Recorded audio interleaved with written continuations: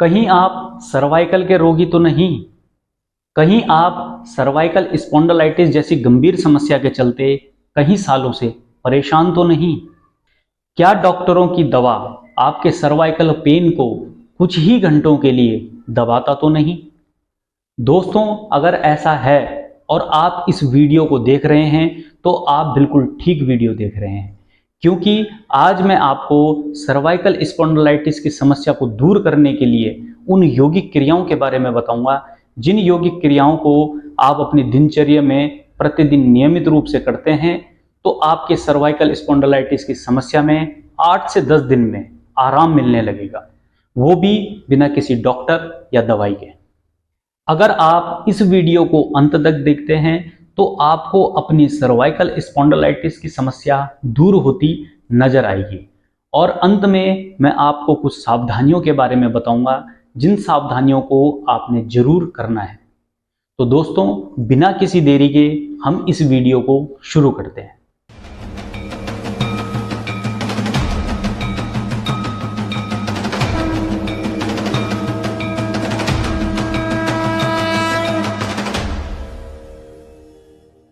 दोस्तों, योग अभ्यास या यौगिक क्रियाओं को शुरू करने से पहले जानते हैं सर्वाइकल स्पॉन्डिलाइटिस के बारे में।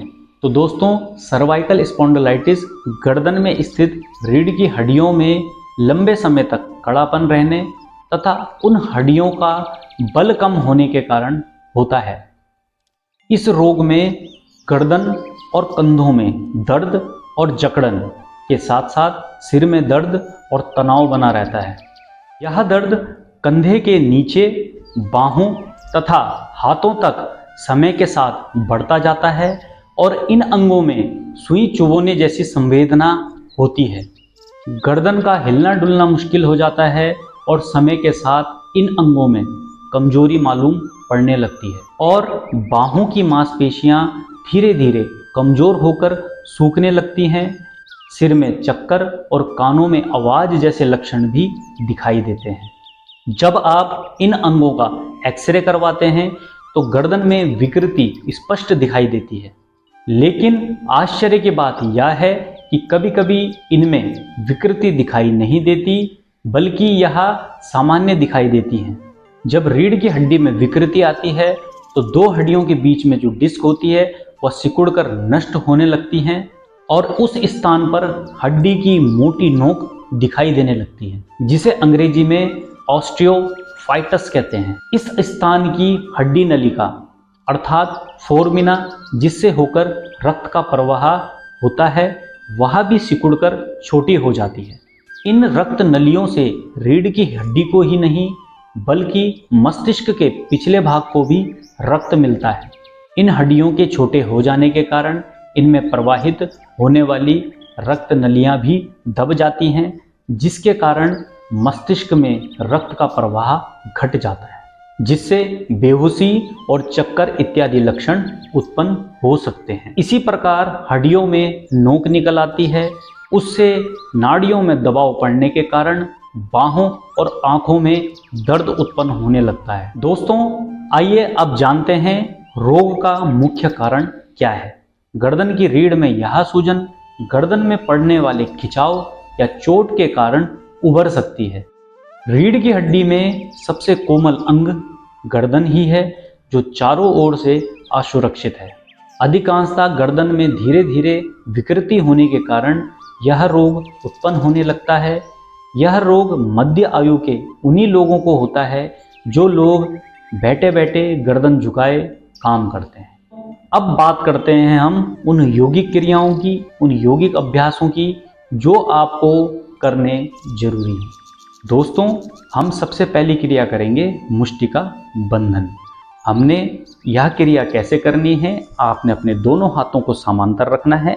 इस तरीके से अपनी उंगलियों को पूरी तरीके से खोलेंगे, अपनी तरफ खींचेंगे, उसके बाद पूरी ताकत के साथ आपने मुट्ठी बनानी है। 1 2 3 4 5।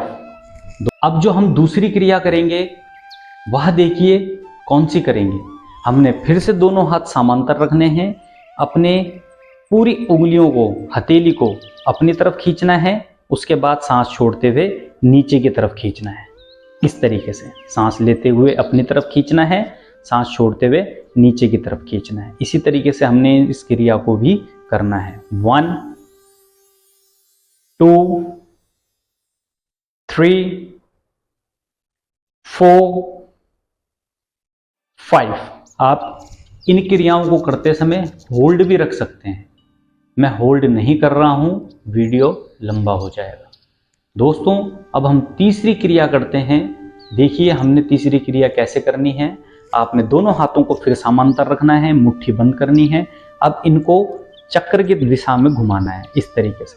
1 2 3 4 5। हमने ऐसे ही दूसरी तरफ भी करना है। 1 2 3 4 5। रिलैक्स। आगे की ओर बढ़ते हुए अब हम करेंगे अगली क्रिया। अगली क्रिया हमने करनी है कोनी नमन। देखिए किस तरीके से करेंगे आप। सांस लेंगे, सांस छोड़ते हुए अपनी पूरी उंगलियों को सीधे खोलना है इस तरीके से। 1 2 3 4 5। अब आपने यही क्रिया साइड में करनी है। 1 2 3 4 5। अब आपने यही क्रिया ऊपर की तरफ भी करनी है। 1 2 3 4 5। रिलैक्स। अब हम करेंगे अगली क्रिया स्कंदन चक्र। देखिए इस क्रिया को कैसे करना है। आपने अपने दोनों हाथ अपने कंधे के ऊपर रखने हैं और इस तरीके से आपने कंधों को घुमाना है। 1 2 3 4 5। ऐसे ही आप दूसरी दिशा में भी करेंगे। 1 2 3 4 5। रिलैक्स। दोस्तों अब हम करेंगे अगली क्रिया। हमने अपने कंधों को क्लॉकवाइज और एंटी क्लॉकवाइज घुमाना है। अपने दोनों हाथ घुटने के ऊपर रखेंगे। अब इस तरीके से आपने अपने कंधों को घुमाना है।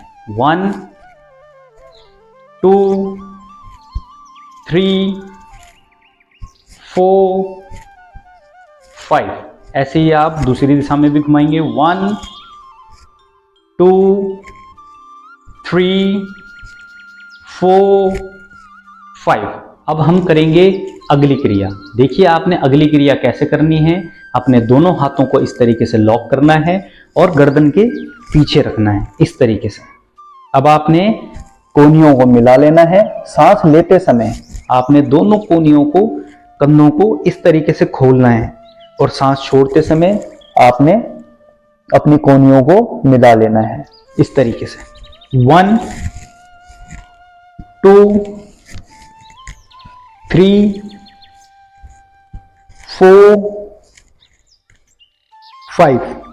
अब दोस्तों हम अगली योगिक क्रिया करेंगे। देखिए इस क्रिया को कैसे करना है। आपने अपने दोनों हाथों को इस तरीके से लॉक करके ऊपर उठाना है। सांस लेंगे, होल्ड रखेंगे, सांस छोड़ेंगे। 1 2 3 4 5। अब अपने हाथों को इस तरीके से अपनी तरफ खींचना है, फिर सांस लेनी है। अब सांस छोड़ते हुए सामने हाथों को खींचेंगे इस तरीके से और अपना कुबड़ बनाएंगे, हंच बनाएंगे इस तरीके से। होल्ड। 1 2 3 4 5। आप इसको जल्दी भी कर सकते हैं। देखिए इस तरीके से।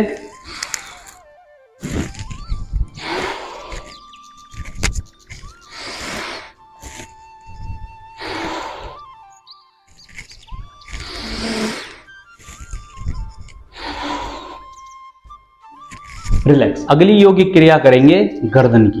देखिए आपने गर्दन को ऊपर उठाना है और होल्ड रखना है।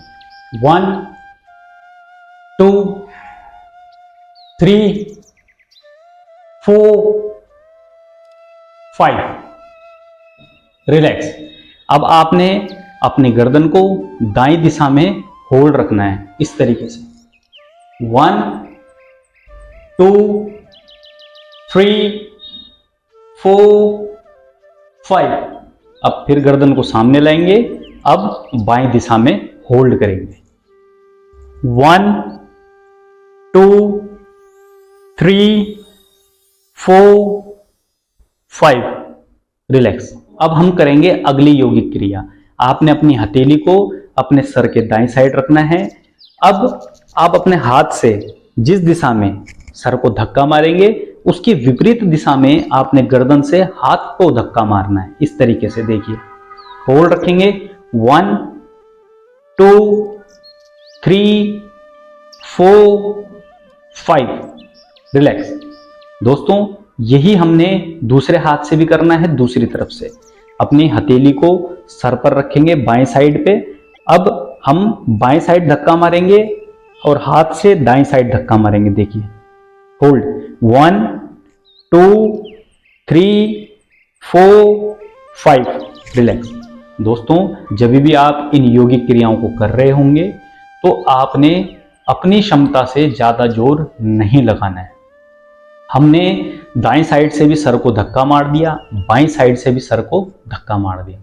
अब हमने आगे से धक्का मारना है हथेली से ही। देखिए, अपने सर पर इस तरीके से हाथ रखेंगे, अपने सर को आगे की तरफ धक्का मारेंगे, हाथ से पीछे की तरफ इस तरीके से होल्ड रखेंगे।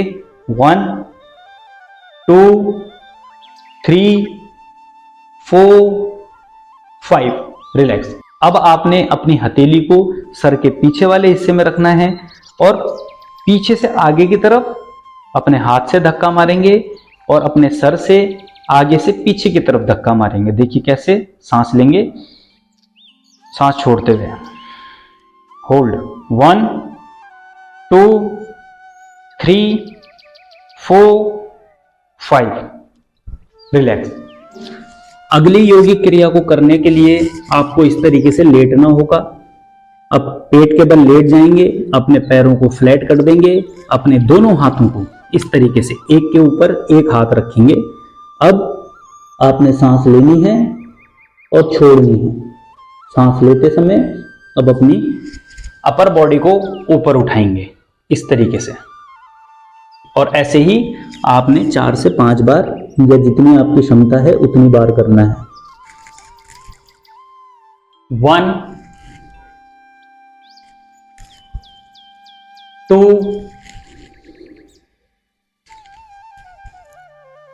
3